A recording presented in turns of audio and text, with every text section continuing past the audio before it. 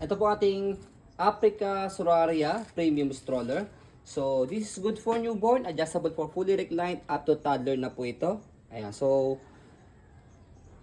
full canopy, reversible, adjustable po yung kanyang handle. A4 cast po yung gulong, ibig sabihin parehas nag-swivel. Aluminum yung kanyang body frame. Kaya one of the premium stroller ni Africa po ito. Okay, so ang brand new po nito, parang may idea po kayo, 40. nasa 40,000 po. Kaya check nyo pa po siya sa Google or sa mga malls. Okay? So ito po yung kanyang setup for fully reclined, full canopy, adjustable and reversible po yung kanyang handle. Okay? So ito po yung details niya one by one. Ito yung kanyang canopy. Ayan. So blue na blue po siya. May lining siyang kulay white dito. And then yung kanyang peekaboo. Ayan. So this already washed and ready to use ha. Pero kung di po kayo satisfied sa wash po namin, rewash nyo lang po ulit siya.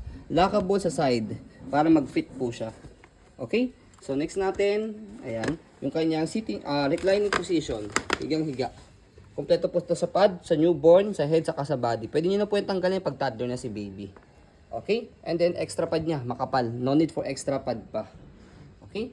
So next natin kapag i-sitting position siya, sa likod, mamaya papakita po namin sa inyo. Ayan siya. And then front handle, ayan, meron siyang kasamang pad. Press nyo lang po dito, or dito sa kabila, kapag lalagay, tatanggalin si baby. Kahit ano po dyan sa dalawa. Okay? So next natin yung kanyang handle. Ayan. Sa handle niya, press yung button dito para ma-adjust. Depende po sa height ni parents. Ayan. Wala po siyang tear.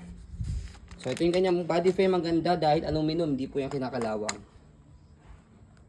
Okay? So ito yung kanyang harapan, yung kanyang gulong, at yung kanyang footrest. And then, sa likod, ayan. Yung kanyang stopper, try natin. Ayan. So ayan, all goods. Okay.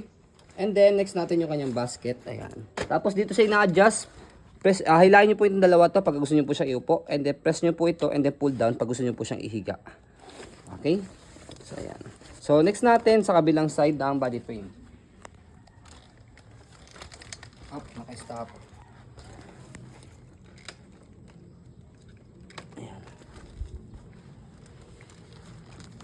Okay? Kinis pa po ng body frame yan.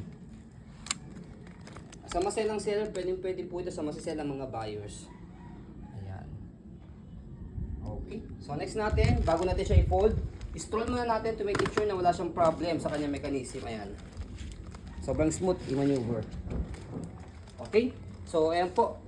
And then kapag as you can see yung gulong niya sa likod, nag-swivel, pag ni-reverse natin siya, angat lang po dito and then shoot doon.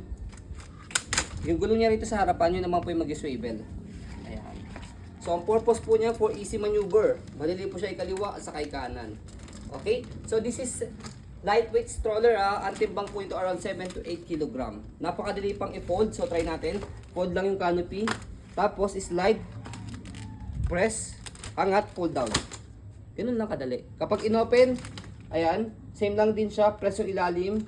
Tapos, bubukan nyo lang po siya. Ganun lang. As simple as that. Okay? So, ayan po ang ating Africa Suraria Premium Stroller. As you can see, very details po kami. Sayang pong pag-video kasi amin siya policy. No refund, no exchange. What you see is what you get. So, ayan po maraming salamat. Have a nice day and God bless po.